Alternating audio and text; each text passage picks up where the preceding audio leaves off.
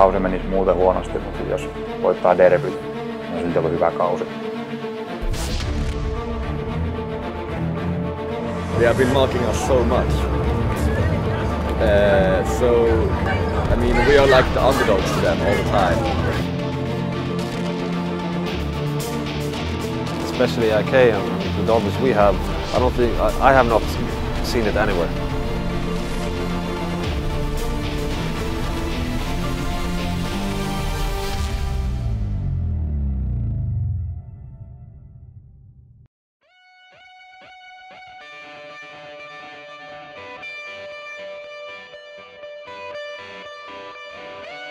Tukholman kaupungissa jalkapallo on sydämen asia. Yli 900 000 asukkaan metropolialueella on 3 suurta pääsarjatason seuraa. Jokaisella seuralla on omat kannattajansa, historiansa ja perinteensä. Hammarby on yksi Ruotsin vetovoimaisimmista jalkapalloseuroista. Seura on saanut alkunsa 100 vuotta sitten työläisten kannattamana joukkueena Södermalmin alueelta. Suosiostaan huolimatta seura on voittanut Ruotsin mestaruuden vain kerran, vuonna 2001. Vuonna 2013 Hammarby jätti taakseen perinteikkään Söderstadionin. Yeah, it was a lot of motion actually. I have been scoring beautiful goals there. I have been winning SM Guld over there. It's a lot of members, you know, that you have with you that suddenly one day you don't gonna play there anymore. Was really hard. Was really tough for me that I've been playing there so many years, and even for our supporters. I think that it was really like their home, you know, and it was a tough decision, you know, for many people, for many supporters. Koitti uusi aika modernilla Tele2-areenalla, jonka seura jakaa paikallisvastustajansa Djurgårdenin kanssa. We call it not Tele2, we call it Nya Söderstadion, so this is our home arena, so we feel really warm, and this is our arena, so it's nice to play there as well right now.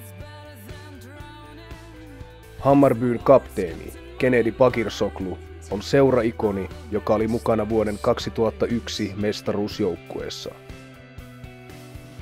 99 when I came to the club, I told myself I want to be a star in the club. I want to take this club to something special, and we know that Hammarby haven't won SM Guld.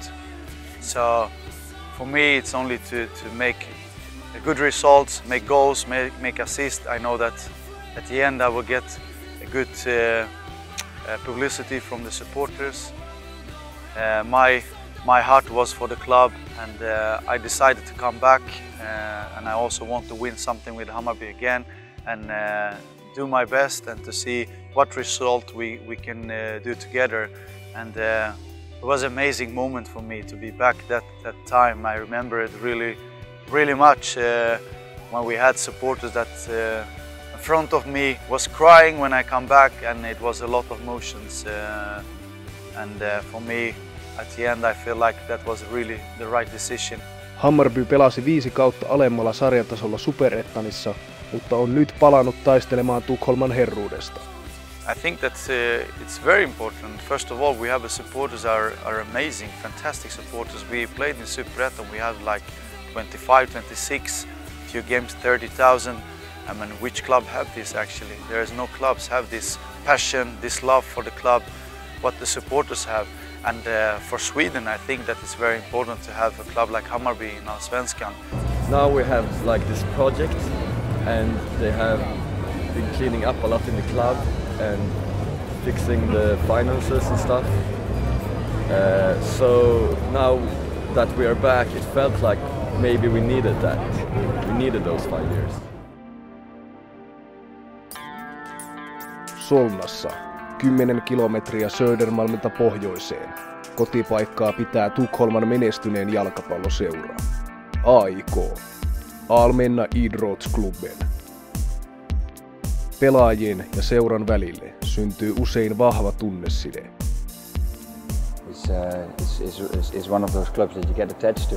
You know, if it goes well and the fan are supporting you, then it's a club that you cannot leave alone. If you know what I mean.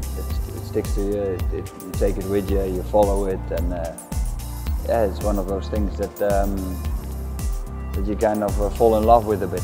You know what I mean? 2 vuotta sitten AIK siirtyi vanhalta kotikentältään Råsundalta Friends Arenalle, Pohjoismaiden suurimmalle jalkapallostadionille. Kausi 2009 oli seurahistorian menestyksekkäin. AIK saavutti tuplamestaruuden voittamalla Allsvenskanin ja Ruotsin cupin. Yeah, massive. I mean, somebody quoted the other day, it's fun to win Allsvenska, but it's crazy when AIK wins it.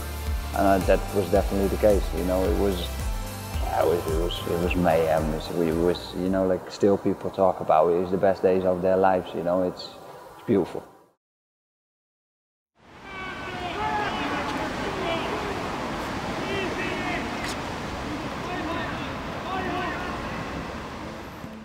No sieltä on jäänyt kyllä pelkästään hyviä muistoja, että se oli ihan jalkapallon taso oli hyvä ja tietysti tämä kannattajakulttuuri on vielä paljon enemmän kuin Suomessa, että siellä oikeasti arvostaa jalkapalloa tosi paljon.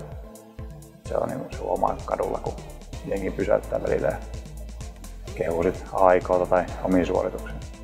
Suomalaishyökkääjä Eero Markkanen nousi nopeasti kulttiasemaan kannattajien keskuudessa. AIK-kannattajat antoivat Markkaselle lempinimen Eero the Hero.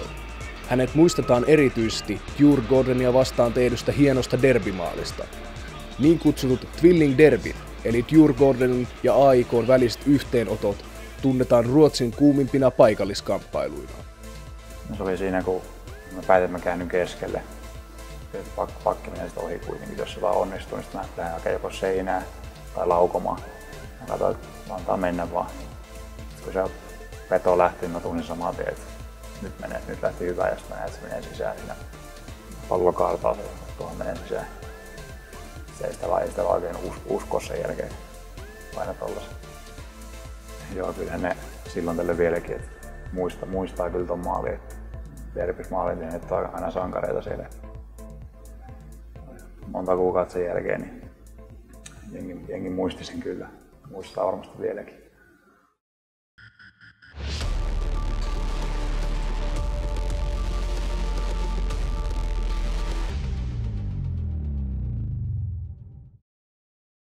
It's very important because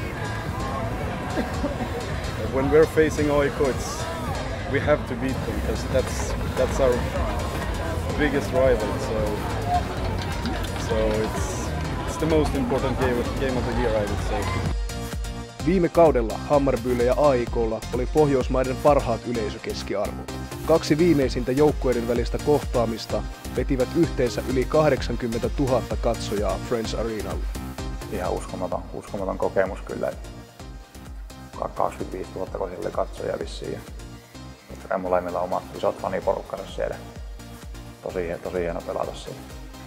Kyllä se vähän voi joskus olla silleen, että vaikka kausi menisi muuten huonosti, mutta jos voittaa derbyt, niin on silti ollut hyvä kausi.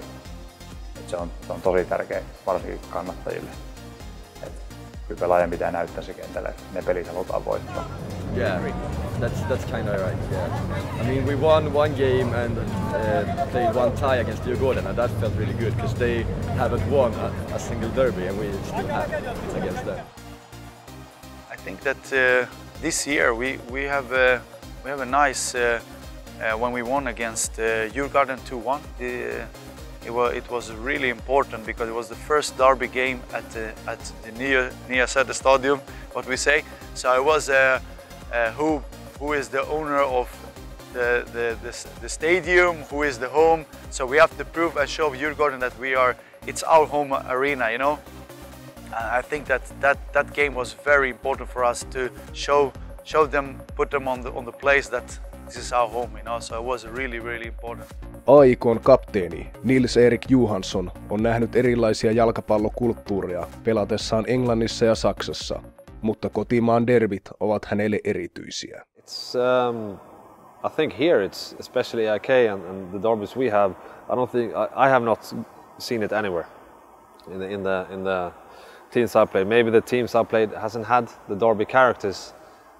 You know, maybe it was just one team in that city where I played. So, but even so, I think with the fans, how they how they grow together, for the big games. It's quite amazing here, and we are quite tight, I think, the team and support. I think abroad in other countries, I think maybe there's more distance between the supporters and the players. I think somehow here we are a bit closer to each other, and I think we have more in common sometimes.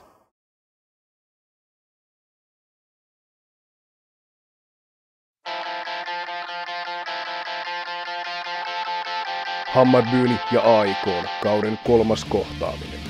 Hammarby ei ole voittanut AIK:ta pääsarjatasolla 9 vuoteen. This game, I think this game is the most important game of the year. When we are facing AIK in our home ground, it's the most important game. Voitolla Hammarby vahvistaisi mahdollisuuksiaan säilyä sarjassa ja heikentäisi samalla AIK:n mestaruushaaveita. But we know that we can compete with the biggest clubs this year. But as long as we're in the middle or like around the middle, that's okay. So then the biggest games for us is the derbies this year. They are irritating in every way. I really hate their culture of the team. They don't know. They think that they are biggest and strongest and best, and that they have the most fans. They don't even They call us fucking junkies, and it's just. And all those years we have been in the second league, Superettan, they have been marking us so much. We are like the underdogs to them all the time. But we are bigger. We have more supporters, but they are still winning more games. Medborgarplatsenilla kokoontuneet Hammarby-kannattajat alkavat siirtyä kohti stadionia.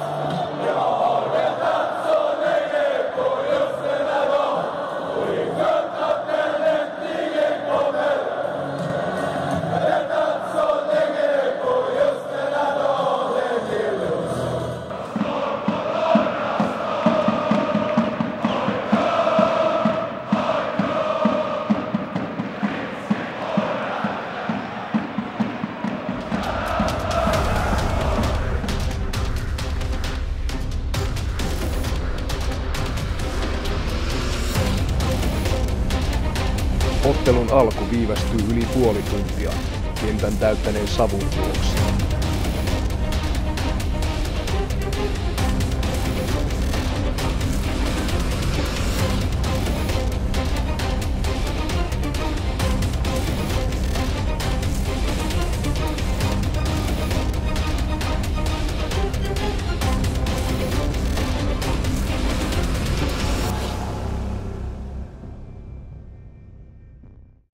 I don't think the focus is the problem. I think it's more the body, the warm-up, and how to get a good rhythm in that kind of scenario where you warm up and then you have to warm up again and warm up again. Obviously, everybody has different bodies and how they cope with that. If you look at it, I never had a problem with it. I don't like it, definitely not like it, and I want the game to. I see it as almost like 3 halves. I do the warm-up, that's one focus for me, and then I do 45 minutes, and then I break, and then I do another 45 minutes. And that's how I put it up. I go in and I work hard for those 3. I imagine it in my head, I know what to do. And if that's, obviously, if that's get a little bit longer and break, it sets the body a bit out of focus, I think. And if you look at it, we've had I don't know if it's true, but we had a few injuries and stuff that has happened. Maybe it's the surface, maybe it's the longer weight, or maybe it's just unluck. I don't know. Or maybe it's a combination of everything. Viivästykset aiheuttavat televisioyhtiölle ongelmia, sillä lähetysajat pitkittyvät liikaa. Ottelu pääsee viimein alkamaan.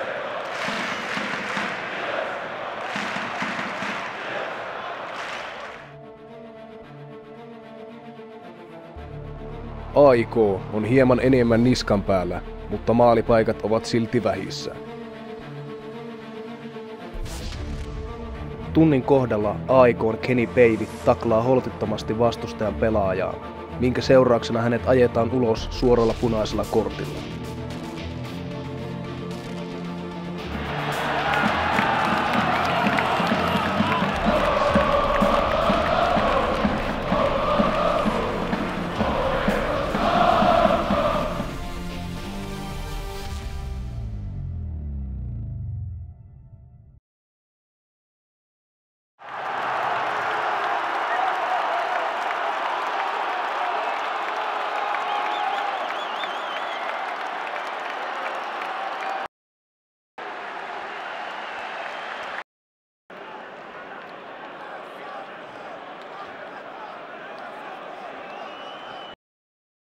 Hammarbyn Erik Israelsson puskee joukkueensa 1-0 johtoon, mutta loukkaantuu pääpallotilanteessa vaarallisen näköisesti.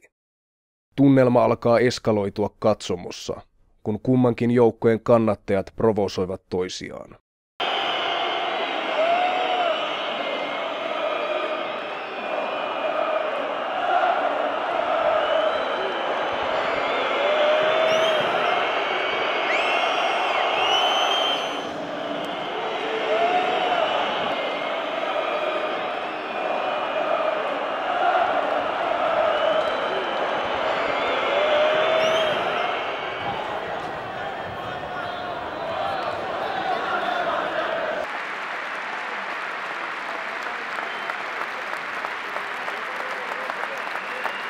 Israelsson makaa kentän pinnassa lähes 20 minuuttia, kunnes hänet lopulta viedään ambulanssilla sairaalaan.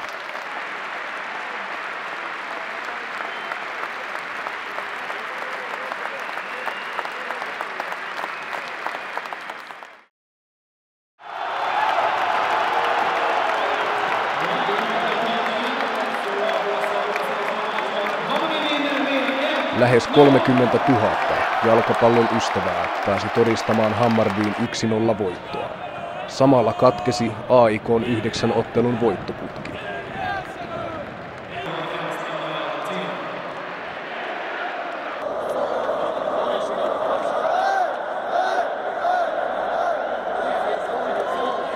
Myöhään ottelupäivän iltana saatiin tieto, että Erik Israelsson ei loukkaantunut vakavasti.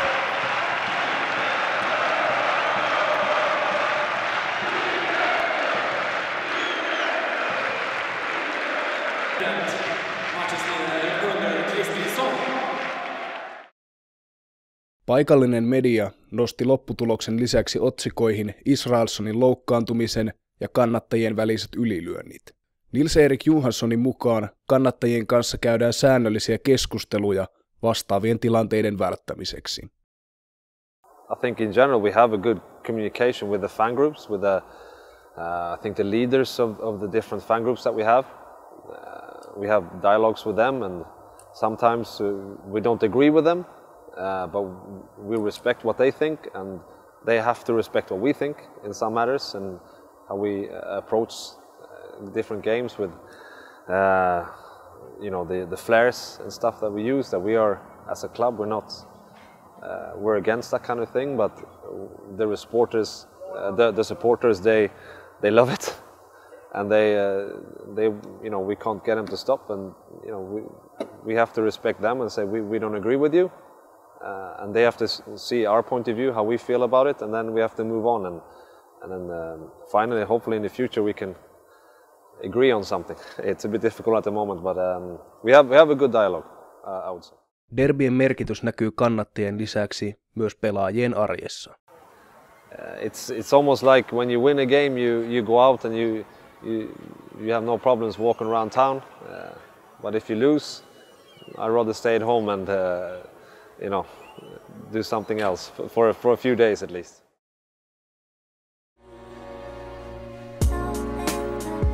Hammarbyn voitto ei riittänyt nostamaan seuraa Tukholman derbytaulukon kärkeen tällä kaudella. AIK varmisti Tukholman herruuden maalieron turvin. Allsvenskanin mestaruustaistelu säilyi loppuun asti tasaisena. AIK:lla oli pieni mahdollisuus nousta kärkipaikalle vielä sarjan viimeisellä kierroksella. Mestaruuden vei lopulta kuitenkin IFK Norrköping. AIK jäi kolmanneksi. Djurgården oli 6, kun taas Hammarby säilyi sarjassa sijoittuen 11. Hammarbyn kotiotteluissa kävi kauden aikana keskimäärin 25 507 katsojaa, mikä on Allsvenskanin uusi ennätys.